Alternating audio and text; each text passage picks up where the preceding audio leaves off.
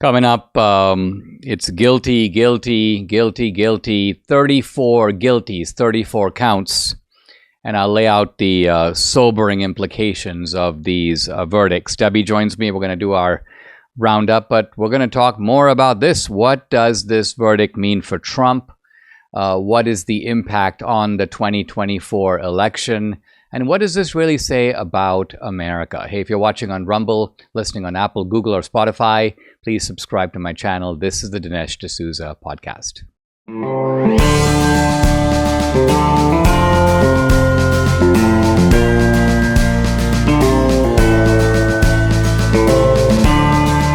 America needs this voice.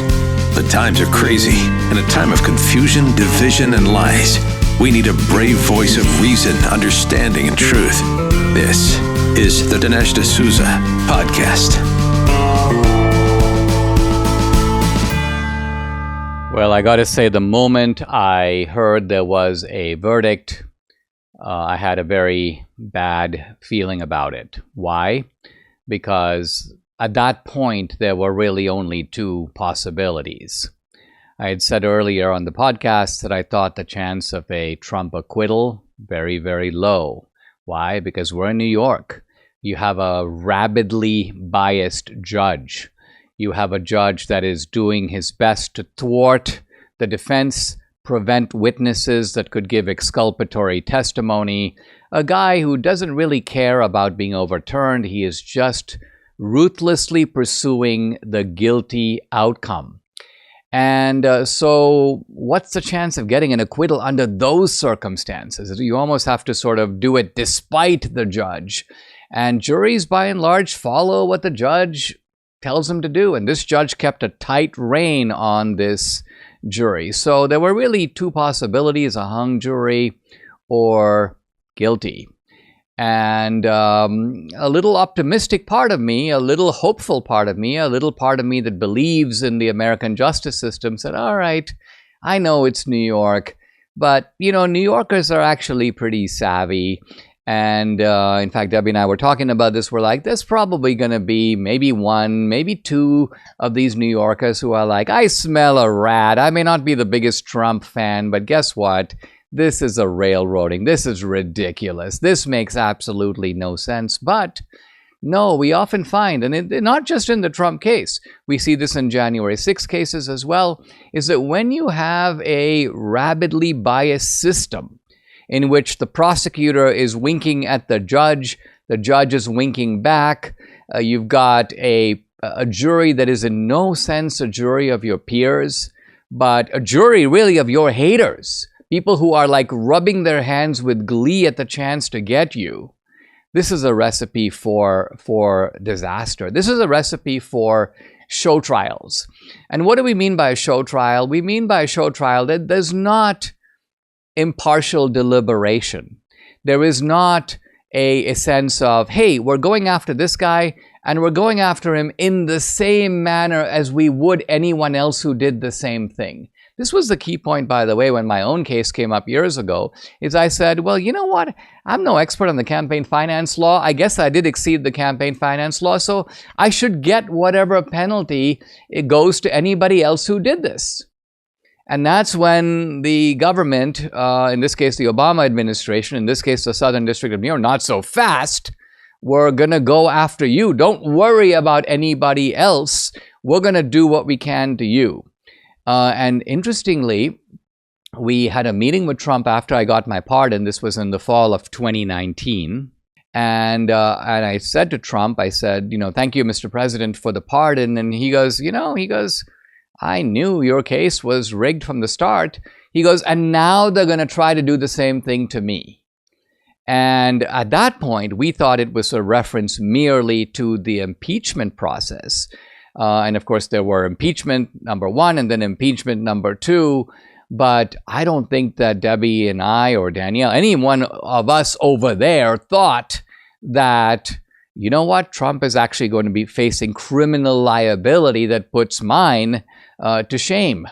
And he's going to be facing serious prison time. And they're going to use this as their weapon of choice for the 2024 election.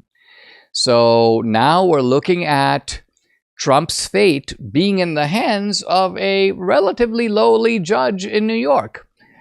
He is presumably going to be out and free till July 11th. But then on July 11th, a mere days before the Republican convention, the judge imposed a sentence. The judge could decide, listen, maybe I'll try to come across as reasonable and not give him any jail time. He'll still be a felon. He'll still be convicted of these 34 counts of felony and take that into the 2024 election. Or the judge might say, and I think Debbie's leaning this way, and her instincts are pretty good on these kind of things. The judge is vindictive. The process is vindictive. They're going to try to put Trump behind bars. And that would then mean that you have a Republican convention potentially without a nominee to show up. You could have a presidential election with, at this point, the leading contender not being able to campaign or having to put out messages from behind bars. All of this has now come to roost in America. Who would have thought this would be the country we'd be living in? And I think most of you are sufficiently alert. You've seen police state. You've seen what's happened to January 6 defendants, the merciless way. I mean, you have January 6 defendants who have done nothing, no violent crime. They pushed their way through a crowd. They didn't vandalize anything. They were in the Capitol for 15 minutes. And you've got judges ruthlessly sentencing these guys to years in prison. And they beg the judge and they go, I have a family. I need to provide for my kids. I didn't mean to do anything. I was just trying to get accountability. And the judge is like, you did it. I don't care. So this is happening not just to Trump. It's happening not just to January 6 defendants. It's happening to pro-lifers. It's happening to moms who go to school board meetings. It's happening to ordinary people in other walks of life as well. And if it's not your freedom that's confiscated, they take your property, or they impose such an onerous system of costs on you that you might survive the process, but you are completely crippled, you are financially devastated, and quite frankly, you're not even the same person at the end. Your American dream is in shatters. In fact, looking back, I'm actually very happy, very grateful that this didn't happen to me. So, but looking at this, what's happening to Trump, I'm filled with, I don't really know how to describe my emotions: dismay, disgust, horror, outrage, a certain sense of compassion, because I feel like this guy did nothing to deserve this, to deserve any of this.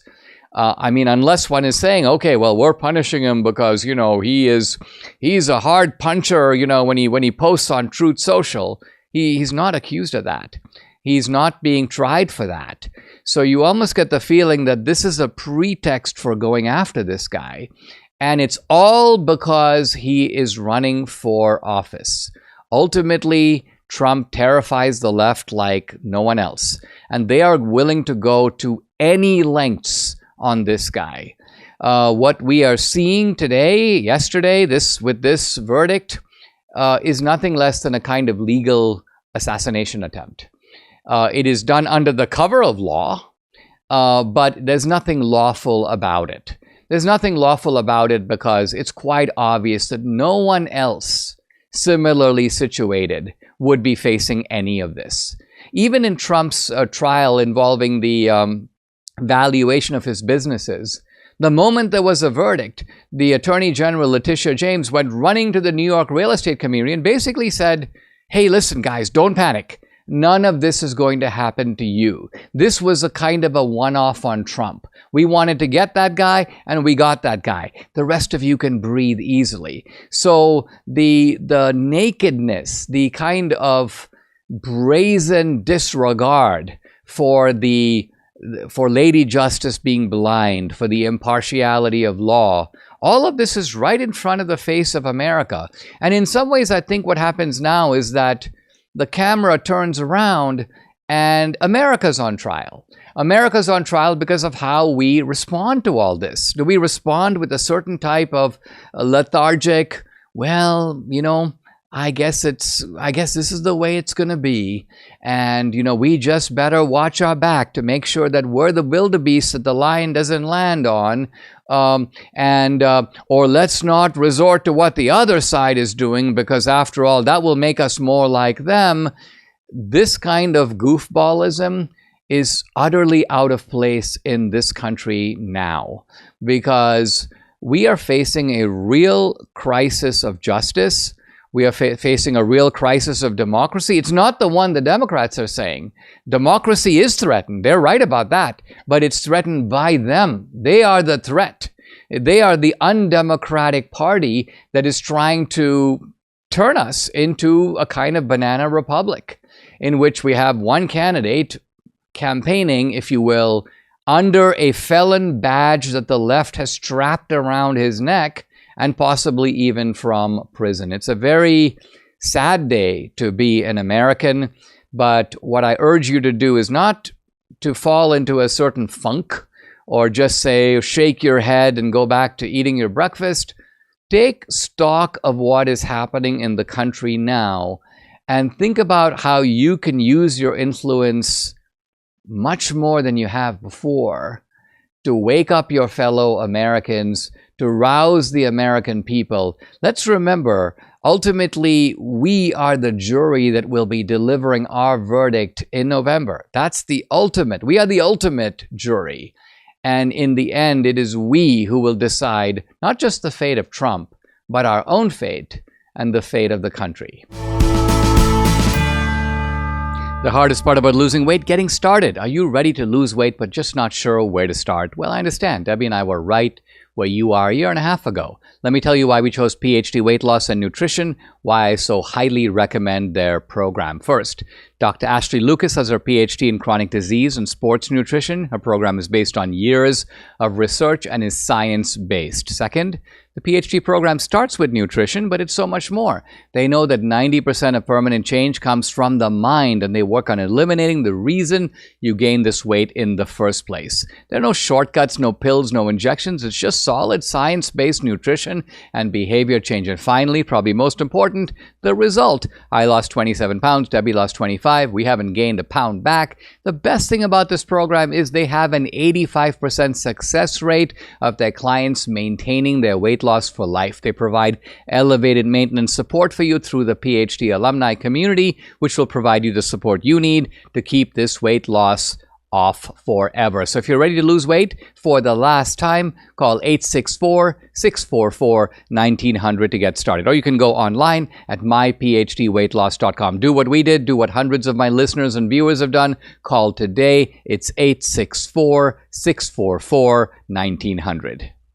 Before I tell you about a very special offer, I want to first explain why this product, I'm talking about this product right here, Balance of Nature, is absolutely worth it without the discount. Now, I don't take a particular supplement just because I get a discount. Anything as important as nutrition, I'll research first. So if you go to balanceofnature.com, scroll down their homepage, you'll see all that goes into each bottle of Balance of Nature's fruits and veggies in a capsule. You see, like I did, it's well worth it. But not just the ingredients, the real stories from real customers. They have hundreds of thousands of customers. Each customer's success story is just another example of how people are finding and taking Balance of Nature's fruits and veggies. Take their risk-free money-back challenge today. Use my special promo code to get 35% off your first order, plus free fiber and spice supplement, this right here, and free shipping. So here's the number to call, 800-246-8751. The number again, 800-246-8751, or go to balanceofnature.com. When you use discount code America, you'll get the special offer. That's 35% off, plus free fiber and spice, plus free shipping. I'm here with Debbie for our Friday roundup, and we've had a lot to chew on and digest overnight, taking into account this verdict. You kind of saw it coming a little bit. You had a bad feeling, you said, about it. I did. I had a bad feeling about something happening to Trump, like even before you got your pardon, as you know. And I said, they're gonna find something to put him in jail. They're gonna find something to do something to him. I don't know what, but something. And so when this was brought up, I thought, okay, the best we can hope for is a hung jury. And I was hoping for a hung jury because I thought surely one person is going to think this is ridiculous and this is a sham, right? One person. That's all. Well, my mind flashes back a little bit to that one woman who actually excused herself from the jury because she says, I was pro-Trump. I like things about Trump. So I went to the judge and said, maybe I can't be unbiased. I mean, think about it. Do you think a single one of these jurors, all of whom probably came in with strong anti-Trump feelings, they're all like, oh yeah, we detest Trump, but we can be objective. Right. And so that woman could have made history. Yeah. Well, here's the thing too, though. It seems, because I really frankly don't know what these counts were or what they meant or any of that, right? Now, it seems to me that the judge kind of changed the rules of the game. He did. Midstream. Well, he did, because normally when you're laying out a criminal case, you have a theory of the case. You say, this is what happened, and this is the crime, and let's say the crime is murder, or let's say the crime is bank robbery. Here, because the altering of the documents was a misdemeanor, there had to be a felony. You can't get 34 counts. You can't get 4 years per count if you don't have felonies involved. So where are the felonies, right? Well, it turns out there really wasn't one. So the judge goes, okay, there's some possible felonies. And moreover, the judge tells the jury, Trump doesn't have to have actually committed the felonies. He merely had to intend to. So you can sort of read his mind. Okay? And so either he wanted to violate federal campaign finance law or state campaign finance law, or maybe he wanted to do tax fraud. And this was the crusher. You guys don't even have to agree on which it is. Yeah, exactly. No, four of you can go here, 4 of you can go there, 4 of you can go there, and I'm going to call it unanimous. Yeah. So what a travesty. Oh my gosh. I mean, look, I don't know. You've told me that judges cannot be taken off the bench when they conduct themselves this way. This guy is a tyrant. He has no business being a judge at all in America. Maybe in Venezuela, maybe in Dominican Republic where he's from. But honey, I don't think it's a problem of, the problem is that the Washington, D.C. court is full of people like this. They've got 30 merchants on the bench. That's who all these January 6th guys are going before. Okay, well, why can't they get removed? So I'm getting at is that we have a systemic problem that is being driven all the way from the White House. Yeah. So the number 3 guy in the DOJ, Matthew Colangelo, left the government, joined the Bragg team. So you have collusion. You have Biden, you have Bragg, and then you have a judge. And of course, the judge can't openly collude. He can't talk to the Biden people, but it's a wink-wink arrangement. Of course it is. It's a wink-wink arrangement between the prosecution and the judge and the jury, the prosecution and the Biden administration. So, this is I think we have a lot of sense that justice is collapsing in America. Of course, we made the movie Police State. We give case after case after case. But this is about as dramatic an illustration of how far it's gone. This is about a dramatic example that we're headed to towards Venezuela. It is. It's a show trial. It's a show. This is what they do to remove a candidate. This is they either assassinate them or they put them in prison. You pick. The people don't get to select them, or they cheat in the elections. Well, I did for probably 4 months the Gulag Archipelago, right, outlining the Soviet corruption, the prison camps all over the country, and we often have a cartoon version of that in our minds. We think, they just grab some guy, they throw him in prison, he's never heard from again. In many cases with Stalin, he realized, I don't just have to grab my opponents. I need to have a process. I need witnesses. I need them to sign statements. Ideally, I need confessions. So the point to remember is that even in police states, the formality of law is observed. It's not as if they just decide, I'm a dictator, I'm a monarch, end of story. No, that is the actual outcome. But they play along with the system to give a theatrical appearance of propriety. And the same, if I'm looking now at all the reactions from the left on Twitter and on other places, no one is above the law. The problem is that the process itself has completely broken down. You can't trust a judge. Prosecutors are supposed to exercise some discretion and restraint. No, you can't trust the jury. Yeah. I mean, think about it. They were able to get 12 jurors to sign on to this, even though if you go to pretty much any part of America, except maybe Washington, D.C., and you just get 12 guys at random, they're going to be all over the place politically. Exactly. But not in this district. Exactly. Well, Trump when he did the statement after, he said this is 6% for him district. So that it's completely full of Democrats. I mean, that.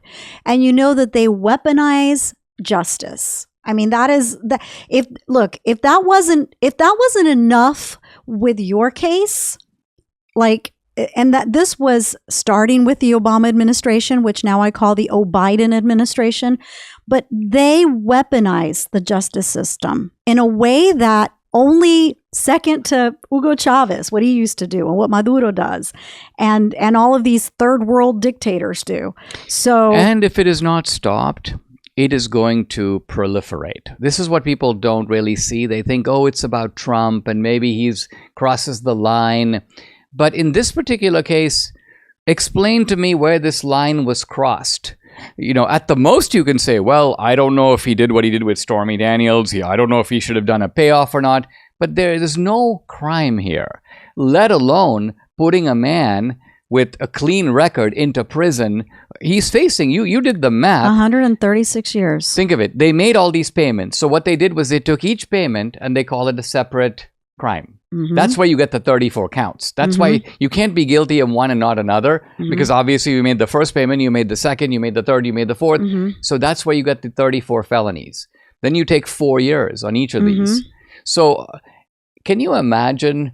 I don't know if Trump will get prison time. Now, you think that the judge probably will imprison him. I do think he will. Yes, I do. I mean, I think, listen, when the judge starts talking to the prosecution side differently than the defense, you're kind of like, okay, what is he up to? What is he orchestrating here, right? What is he doing? He acts like a member of the prosecution team. He does. He absolutely does. And so the fact that he kept threatening Trump, I'm gonna put you in jail if you speak. I'm gonna gag you. So he only gagged Trump. He didn't gag anybody else, right? Right. Which that in and of itself should give you room to a pause, right? Why is he doing that?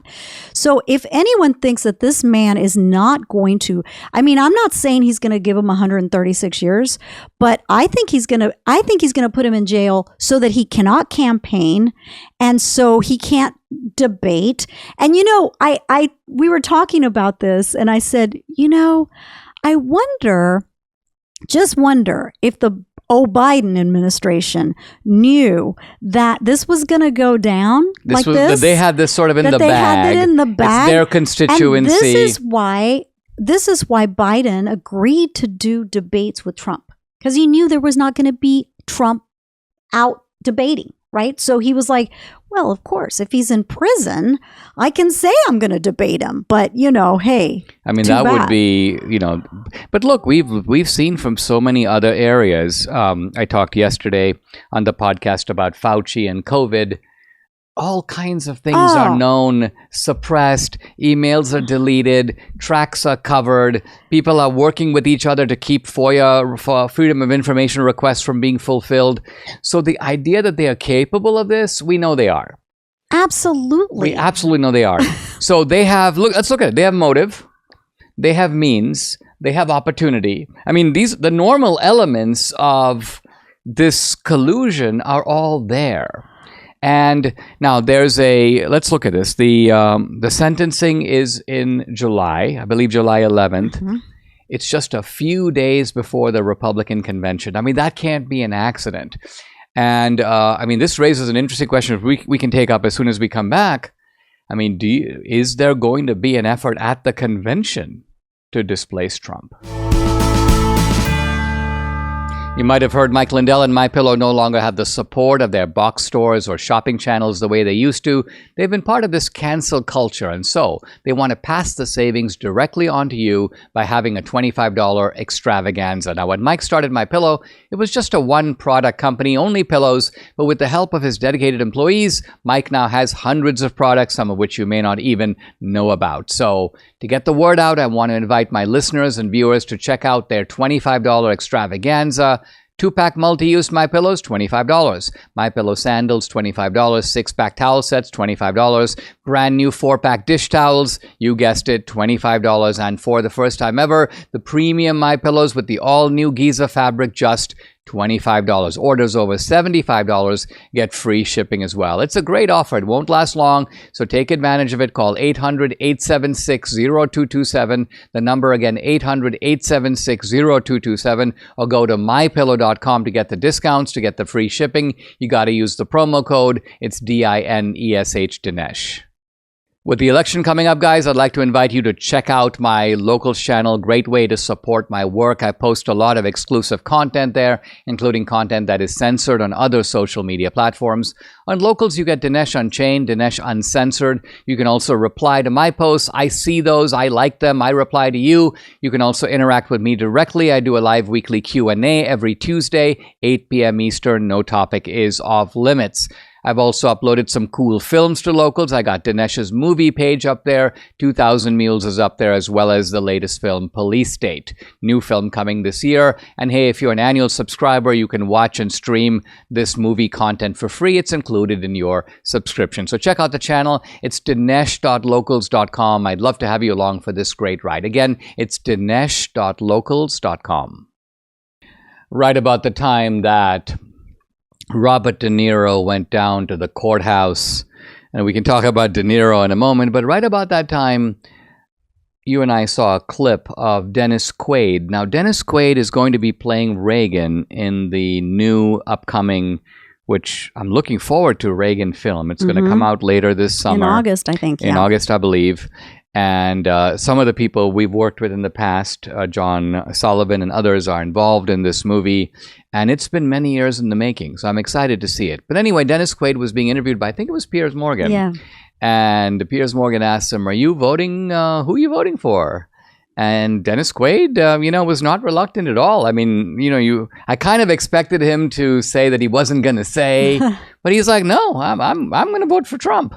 And he goes, look, everybody can make their own decision and so on. And what was interesting about Quaid was that the reason he gave wasn't inflation, wasn't the economy, wasn't Israel. It was the weaponization of the Department of Justice. Mm-hmm.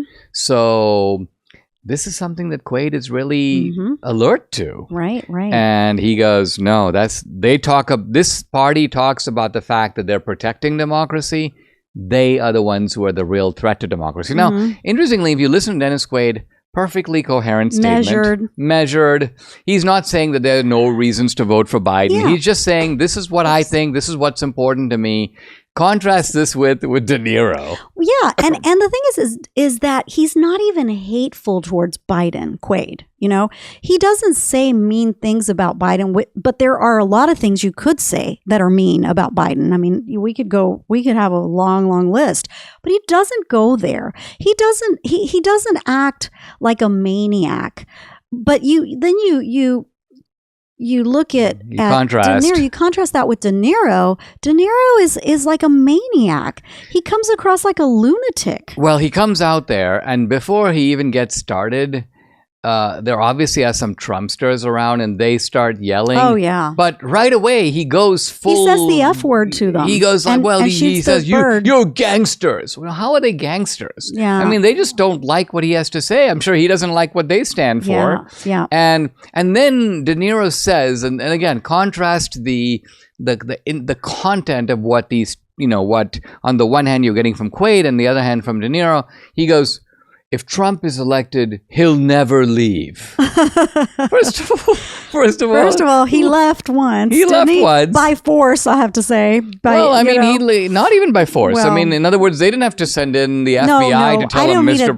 Way. Yeah, you meant that he thought he won, but he still left. Yeah, he's like, okay, the legal process didn't work out, and so I'm out of here. Yeah, no, it's when people like him, like De Niro and others, say that Trump is a tyrant and that he's going to never leave and he's gonna run the America to the ground because he's gonna just be a tyrant.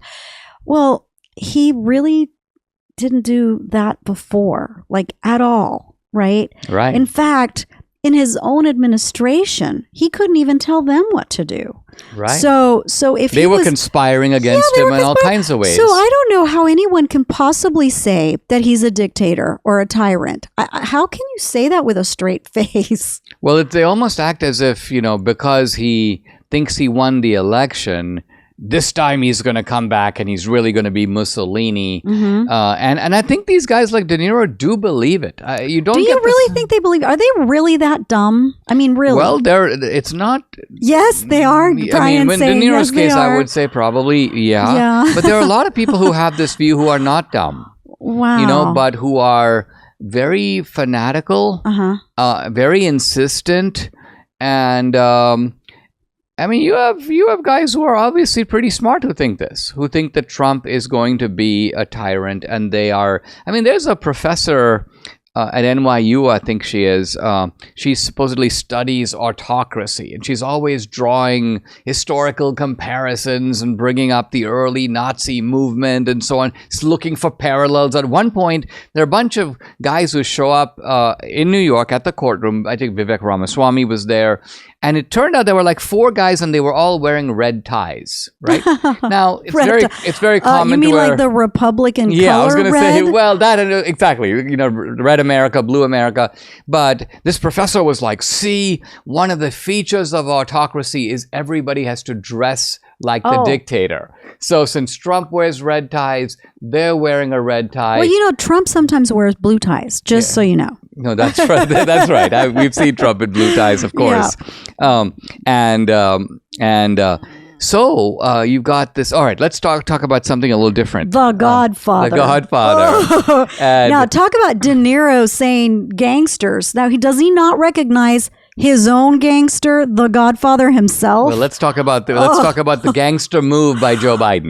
What does he do? Oh my gosh! So I think most people know that Hallie Biden was married to not Hunter. To Beau Biden. He was married to Beau Biden. She was but married. She was married to Beau Biden, who is Hunter's brother, right? And he died. I think he died in 2015 or maybe somewhere thereabouts. Immediately starts dating Hunter Biden. And so apparently there is, of course, there's a federal trial going on right now with Hunter Biden. I think it's a gun possession. Yeah. And she is supposed to be one of the witnesses for the prosecution, I believe. And so... well, it involves this illegal gun that Hunter had. He's not allowed to have a gun. He didn't disclose the fact that he has a gun, and she apparently had some role in tossing the gun into a trash can or sort of disposing of the gun so that it wouldn't be connected and found and linked to Hunter. And so Joe Biden pays her a visit. Yes, pays her a visit. Yes. And now the Biden people go, well, it's all in the up and up because they say... you want me to say something? Yeah. So the White House pushed back on those observations, like nonsense, right? Saying that Joe made the visit because it was approaching the anniversary of his late son Beau's death. Hallie was married to Beau from 2002 until his death in 2015. She began dating Hunter in 2016, and while Hunter was in the process of separating from his then-wife Kathleen, Hallie and Hunter's relationship ended in 2019. But apparently, the only reason that Biden went to go see her was because of the anniversary of Bo. And then you were making the point as we're driving to the podcast. You're like, wait, really? They were divorced, and not only were they, maybe they weren't divorced. Yeah, maybe they were separated by death. Yeah, but if she was that distraught, if she was that distraught about his death, why did she hook up with the brother? Like, you know, in short order. Yeah, in short order. So weird. So, what that really shows is that she was not all that devoted. And exactly. Obviously, it was pretty easy for her to move on. But more importantly, here's Joe Biden descending on a key witness in his own son's trial that is just about to start, and you think it is to perhaps either intimidate her, or maybe even to lay some suggestions about what she can say to help Hunter. Yeah. No, I think it's all about Hunter and nothing about Bo. I mean, I really do. I do think that Joe Biden, you know, we always say that Joe Biden is not all there, that he is senile, this and that. But he's a very corrupt individual. And I think even in senility, he's still corrupt. And I think that he does know what's going on, and he does know that Hunter faces prison. Yeah, he's not so dumb. He knows, like, look, we got to cover our tracks here. Yeah. So they did everything that they could to prevent this trial from taking place. Right. They tried to rig the DA. They tried to pressure the special counsel. They did everything that they could to make this go away. In fact, remember how close they were to a plea agreement? And it was only because the judge looked at it and the judge she says, I've never seen a plea agreement like this before. You're just giving him a free pass. And would you give anybody else a free pass? And the prosecutor's like, no. So the judge is like, then I'm not signing off on this. Yeah. So it's finally coming to, so even on this minor issue of accountability, I mean, think about this. This is like going after the mafia for a traffic ticket. And even then, they're like, we're going to make this one go away. And Joe is like on it. But I mean, I don't understand how people don't see the blatant one-sidedness of all this. You know, they want to make Trump sound like he is just like such a corrupt individual. Like he's so horrible. And yet the Biden family, I mean, really selling your country out? You know what I think it is, honey? It's got to be this. You know, when I first studied mathematics, they told me, I learned, this is like in second grade, that you have certain axioms. And an axiom is like something you start with. You're not supposed to question the axiom. So like, you can only draw one line between 2 points. That's one of Euclid's axioms. So you can build on that, but you start there. That's a given. I think for a lot of people on the left and in the press, it's a given. Biden is a decent man. He's a little advanced in age. He's struggling to hold the country together in difficult times with this horrible alternative Trump.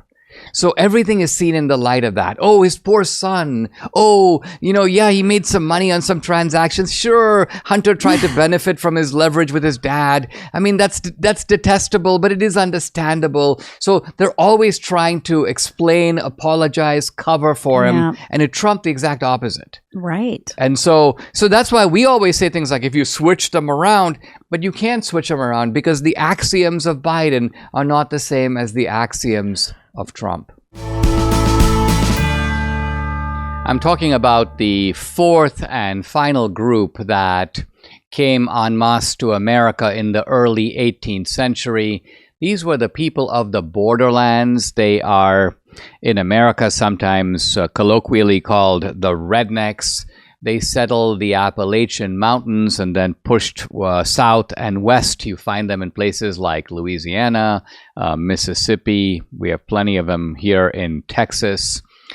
And who are these rednecks? Well, as it turns out, we can think about just figures in our society and our culture. Debbie and I were joking about this just a few minutes ago. We were talking about, Elvis was kind of a classic redneck. He's descended from these borderlands people. Think about Clint Eastwood. But I'm actually even here less thinking about the real Clint Eastwood, even though I bet it does apply to him, but also the characters played by Clint Eastwood in Westerns. The notion of the loner who kind of shows up in a town. He's got no relations, he doesn't bring his family. He's just kind of a lone gunman.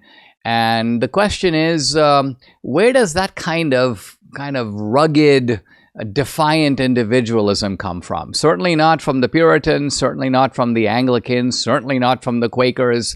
This is coming from somewhere else. Well, this is the somewhere else that I am talking about. Debbie was talking about, look at cowboys. Look at the idea of, let's say, going in a rodeo.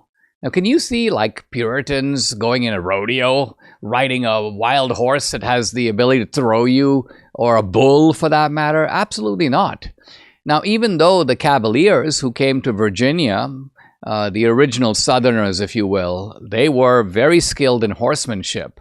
But their idea of riding a horse was to ride a horse in a pattern in a military campaign, or to ride a horse. Well, I mean, you think about all these horse contests, horse races, the Kentucky Derby. That all makes sense from the Cavalier point of view.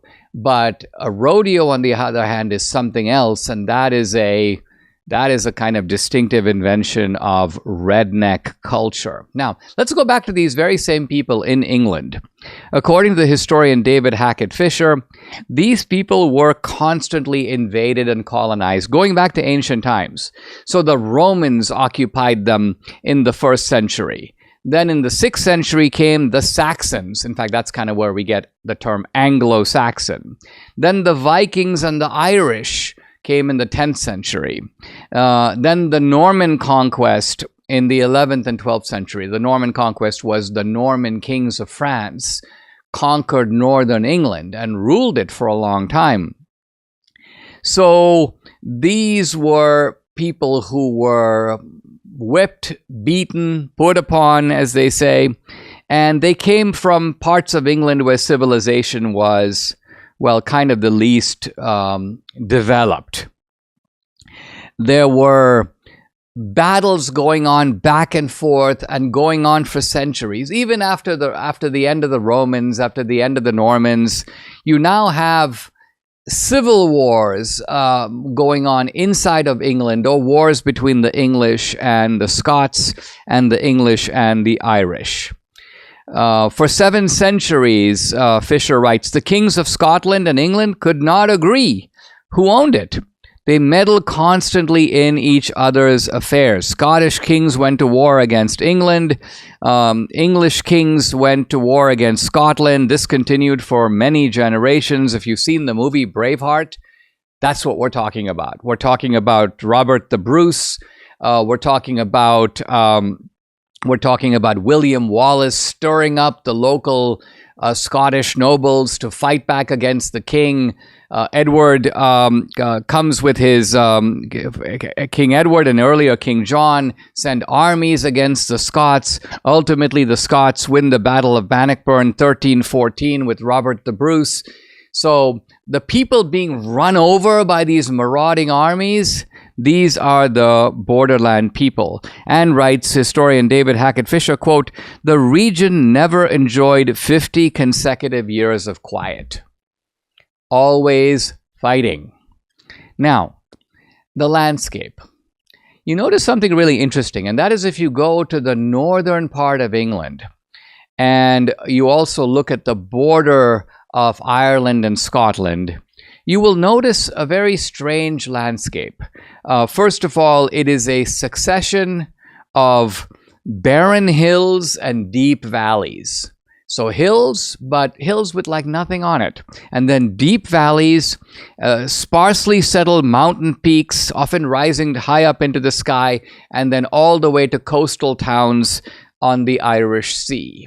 If you look at that landscape today and you take photos, and then you switch and you come to America and you go into the Appalachian Mountains.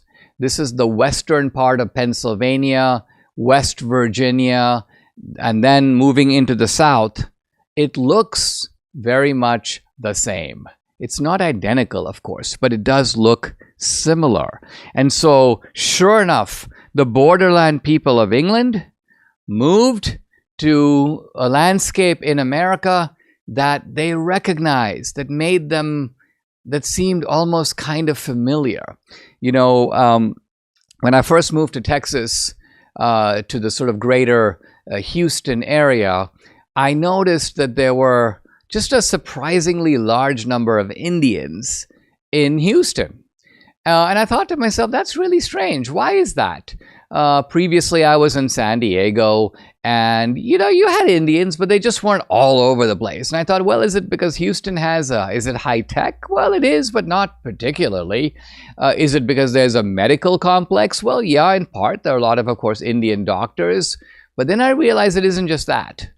It's the weather. Houston is exactly like India. It gets unbearably hot in the summer. It's also humid. It rains a lot. India, of course, has the monsoon season. So the Indians in this area feel kind of right at home.